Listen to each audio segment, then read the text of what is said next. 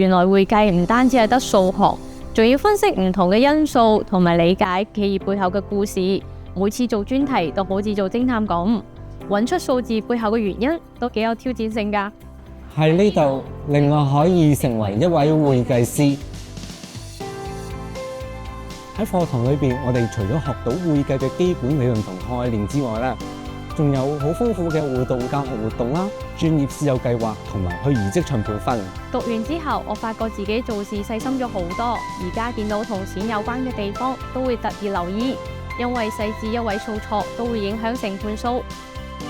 會計係社會運作不可或缺嘅一環啊！所有嘅企業咧都需要正確嘅財務資訊去決策嘅。而家嘅行業咧越嚟越數碼化，有更多創新同埋發展嘅機會。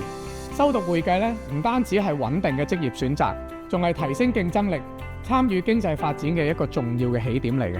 好多人都擔心究竟人工智能即係 AI 會唔會完全取代會計師？嗱，其實咧唔使擔心嘅 ，AI 咧並唔會完全取代會計師，反而咧會令到會計嘅工作咧就更加有效率。我哋未來嘅會計師咧，只要識得用 AI 嘅工具咧，專注咁樣去做一啲高價值嘅分析同埋一啲決策嘅工作咧，咁我哋喺職場咧就能夠保持競爭力㗎啦。有興趣嘅同學其實可以報讀會計實踐呢科應用學習嘅課程，同 BFS 企業會計同財務概論比較，內容更實用、更貼近行業，又有行業參觀同埋真實個案，等同學對職業有更深嘅了解，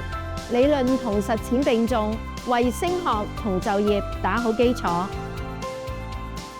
我之後都想繼續升讀同會計、商業管理或者金融相關嘅課程，